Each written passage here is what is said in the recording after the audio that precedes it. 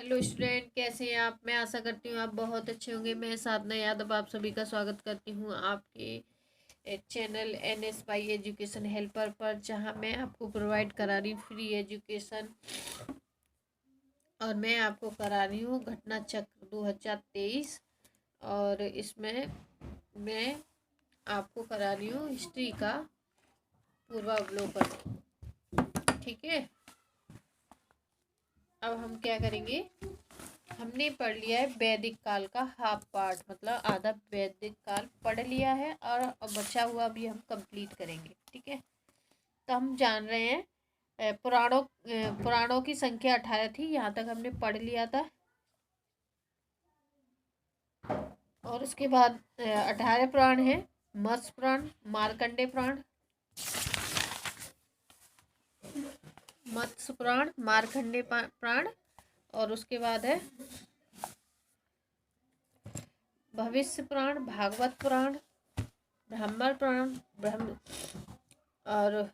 वैवर्त पुराण, ब्रह्म पुराण, बाघ पुराण, 12 पुराण, विष्णु पुराण, वायु पुराण, अग्नि पुराण, नारद पुराण, पद्म पुराण, लिंग पुराण, गरुड़ पुराण, कूर्म स्कंद पुराण। इसकी रचना लोमहर्ष ऋषि ने अपने पुत्र उग्रश्रवा द्वारा की गई थी।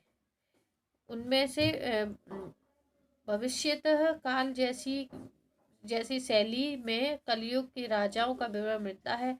हिंदू पौराणिक कथाओं के अनुसार समुद्र मंथन हेतु मथानी के रूप में मंदराचल पर्वत तथा रस्सी के रूप में सर्पों के राजा वासुकी का प्रयोग किया गया था। इसमें विष्णु ने कूर्मा अवतार धारण कर मंदराचल पर्वत को अपने ऊपर रखा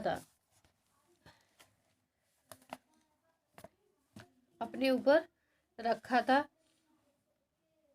अनुद्रुत पुरु यदु तुर्वस को पंचजन कहा जाता है। जन के अधिपति को राजा कहा जाता है। कुलपत परिवार का स्वामी पिता अथवा बड़ा भाई होता था।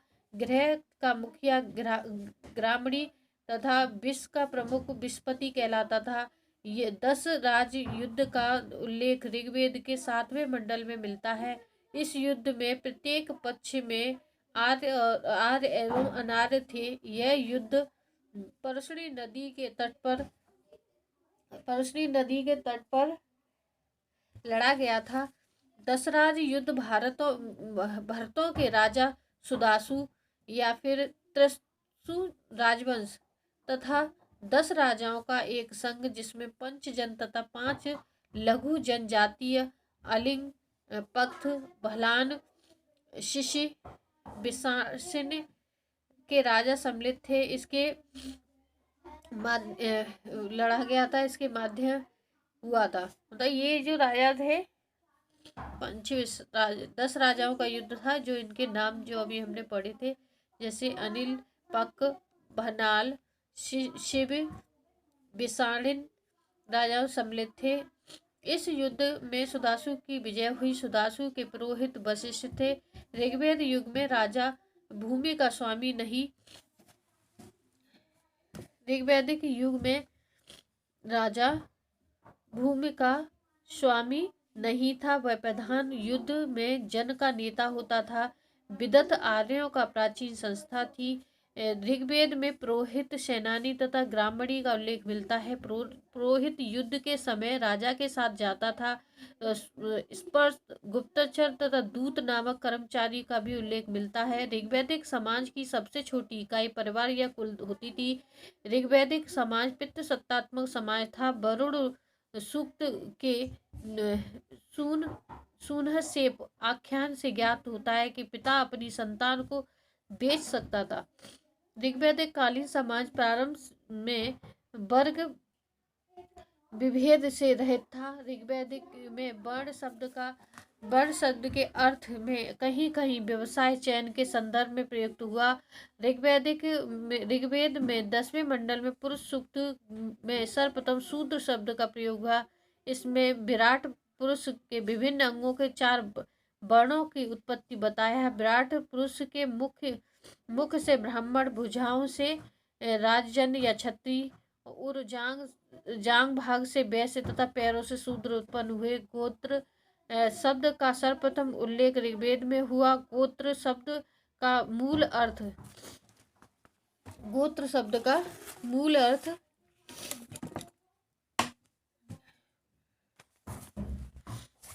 गोत्र शब्द का मूल अर्थ गोष्ठ या वह स्थान जहाँ पर समूचे कुल का गोधन पाला जाता था, परंतु बाद में उसका अर्थ एक ही मूल पुरुष से संपन्न लोगों के समुदाय का हो गया। गोत्र प्रथा की स्थापना उत्तर वैदिक काल में हुई थी। आर्यों द्वारा अनार्यों के दिए गए विभिन्न नाम, जैसे अब्राह्मण, देवों, वेदों को न जानने वाले, अयजन्य, यज्ञ न करने वाले, अनास, बिना नाक वाले, अदेवसु, देवताओं को न मानने वाले, अव्रत, वैदिक व्रतों का पालन न करने वाले, और मृगवाग, कटवाणी बोलने वाले। इस प्रकार से उनकी कर्मों के आधार पर उनके नाम रख दिए गए थे। नेक्स्ट है, शतपथ ब्राह्मण ने पत्नी को पति की अर्धांगिनी कहा। शतपथ ब्राह्मण में पत्नी को पति की अर्धांगिनी कहा गया। ऋग्वेद में जायदस्तम अर्थात पत्नी ही ग्रह कहकर उनके महत्व को स्वीकार किया गया। कन्या की विदाई के समय जो उपहार व द्रव्य किए जाते थे उन्हें वस्तु कहा जाता था। स्त्रियों में पुनर्विवाह तथा नियोजन प्रथाओं का प्रचलित थी। नियोजन प्रथा में उत्पन्न संतान क्षत्रज कहलाती थी। समाज में सती प्रथा के प्रचलन का उदाहरण नहीं था। वे कन्याएं जो जीवन भर कुंवारी रहती थी उन्हें अमाजु कहा जाता था। ऋग्वेद में धोसा, लोपा मुद्रा, विश्ववारा, अपाला आदि स्त्रियां शिक्षित थीं जिन्होंने कुछ मंत्रों की रचना की। लोपामुद्रा अगस्त्य ऋषि की पत्नी थी। आर्य मांसाहारी तथा शाकाहारी दोनों प्रकार के भोजन करते थे। भोजन में दूध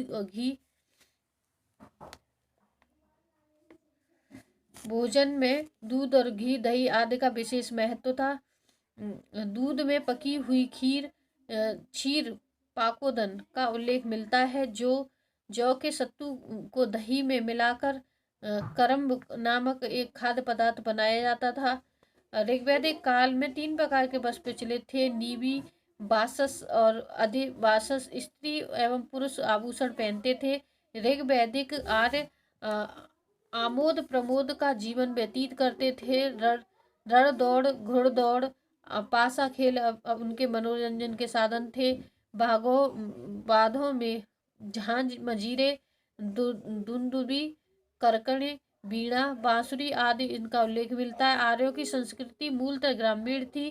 कृषि और पशुपालन इनके आर्थिक जीवन का मूल आधार था। ऋग्वेद में पशुपालन की तुलना में कृषि का उल्लेख बहुत कम मिलता है। ऋग्वेद के मात्र 24 मंत्रों में ही कृषि का उल्लेख मिला है। उर्वरा तथा क्षेत्र कृषि योग्य भूमि को कहा जाता था और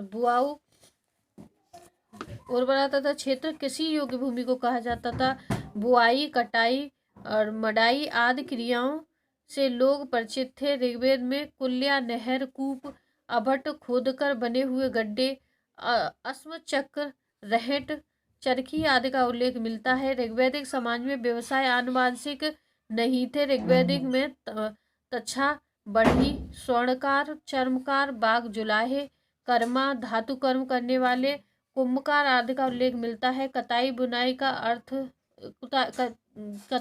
का कार्य स्त्री पुरुष दोनों करते थे। ऋग्वेद से पता चलता है कि सिंध और कांधार प्रदेश सुंदर ऊनी वस्त्रों के लिए प्रख्यात था। व्यापार अदला बदली प्रणाली पर आधारित था। विनिमय के माध्यम के रूप में निष्क का उल्लेख मिलता है। व्यापार वाणिज्य प्रधान पाणी वर्ग के लोग करते थे। ऋग्वैदिक आर्य लोहे से परिचित नहीं थे। ऋग्वैदिक कालीन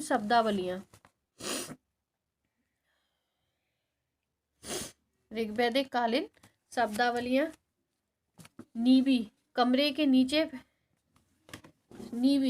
के नीचे पहना जाने वाला वस्त्र बासस, कमर के ऊपर पहने जाने वाला वस्त्र अधिवासस, ऊपर से धारण करने वाला चादर या ओढ़नी, तच्छा, बढ़ई, कर्मा, धातु कर्म करने वाला, बेकनाट, सूदखोर, अरित्र, पतवार, अरित्र, नाविक।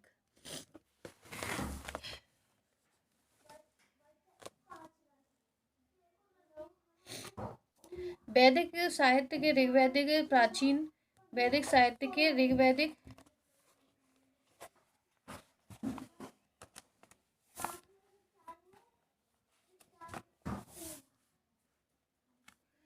वैदिक साहित्य में ऋग्वैदिक प्राचीन ग्रंथ है जिसमें हमें सर्वप्रथम बहुदेववाद के दर्शन प्राप्त होते हैं। ऋग्वैदिक एक अन्य स्थल पर प्रत्येक लोक में 11 देवताओं का निवास मानकर उनकी संख्या 33 बताई गई है। ऋग्वैदिक देवताओं का वर्गीकरण 3 वर्गों में किया। पृथ्वी के देवता पृथ्वी, अग्नि, बृहस्पति, सोम आदि। आकाश के देवता वरुण, सूर्य, मित्र, पूषण, विष्णु, अश्विन आदि। अंतरिक्ष के देवता इंद्र, पर्जन्य, रुद्र, आप, वायु, पात आदि। इंद्र को विश्व का स्वामी कहा गया।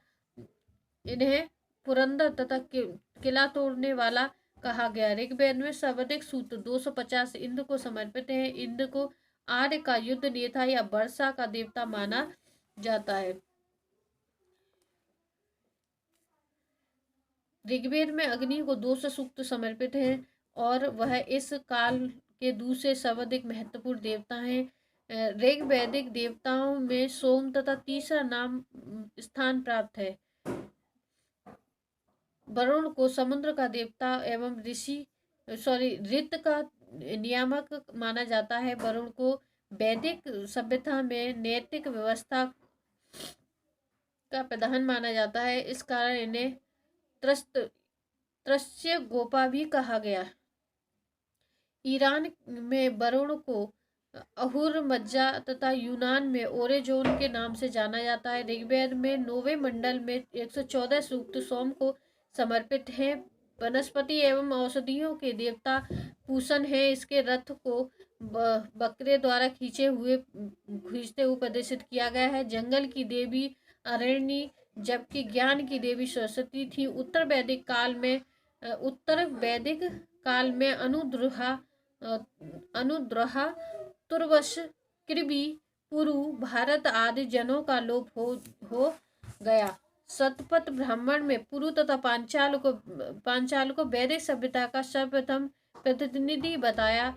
छंदोपनिषद में ज्ञात होता है कि पुरु जनपद में कभी ओले नहीं पड़े, नहीं टिड्डों से उपद्रव के कारण अकाल भी पड़ा। उत्तर वैदिक काल में काशी, कौशल, पुरु, पांचाल, वैदेह, मगध, अंग आदि मुख्य राज्य थे।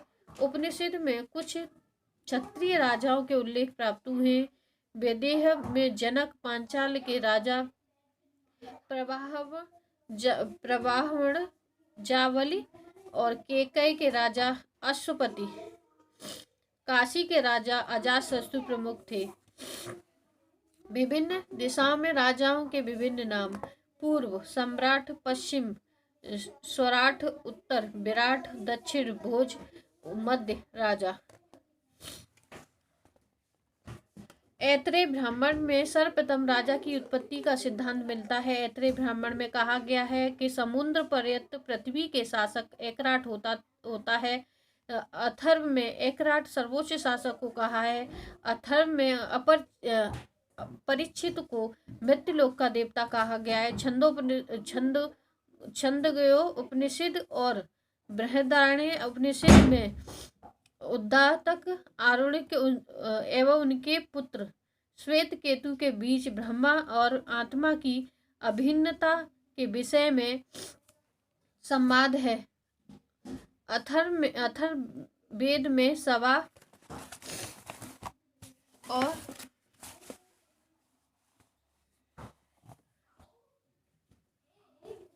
अथर्ववेद में सवा और समति को प्रजापति की दो पुत्रियां कहा गया। ऋग्वेद काल में सवा तथा समति नामक दो संस्थाएं राजाओं की निरंकुशता का नियंत्रण रखती थी।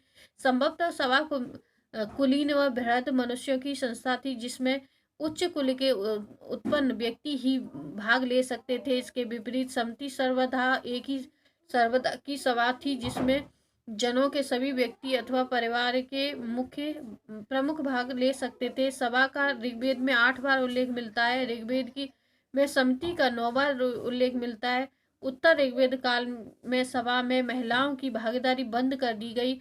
संहिता एवं ब्राह्मण काल तक समिति का प्रभाव कम हो गया।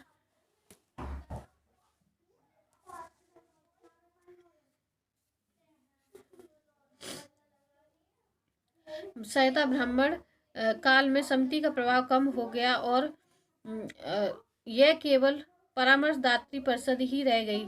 राष्ट्रीय यज्ञ में रत्न अभिष्ट उत्पन्न के समय राजा रत्निन के घर जाता था। अलग अलग ग्रंथों में रत्निन की संख्या अलग अलग प्राप्त हुई है।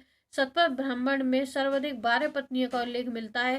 पुरोहित राजाओं का, जो कि निम्नलिखित है। पुरोहित राजाओं का मुख्य परामर्शदाता 12 रत्नी है। पुरोहित राजा एवं मुख्य परामर्शदाता, सेनानी सेना का प्रमुख, गृहिणी ग्राम का मुखिया, महिषी राजा की पत्नी, सुत रथ सेना का नायक, अग्रहिता कोषाध्यक्ष, भागदूत, कर एकत्र करने वाला अधिकारी, अच्छ बाप, आय व्यय या गणनाध्यक्ष, धूत क्रीड़ा में राजा का मित्र, त्राणी छत्रा, प्रतिहारी या दोबारिक। तो ये क्या थे? 12 रत्निन थे, शतपथ ब्राह्मण में दिए हैं। शतपथ ब्राह्मण और काष्ट संहिता में गोभी कर्तव, गद्धक्ष या तच्छा, बढ़ई, रत्नकार, रथ बनाने वाला का नाम भी रत्नियों की सूची में मिलता है। शतपथ ब्राह्मण में राजसूय यज्ञ का विस्तृत वर्णन है। राजसूय यज्ञ में राजा का अभिषेक 17 प्रकार से के जल से किया जाता था। उत्तर वैदिक कालीन पारिवारिक जीवन ऋग्वैदिक काल के समान था। राजा पितृ सत्तात्मक था।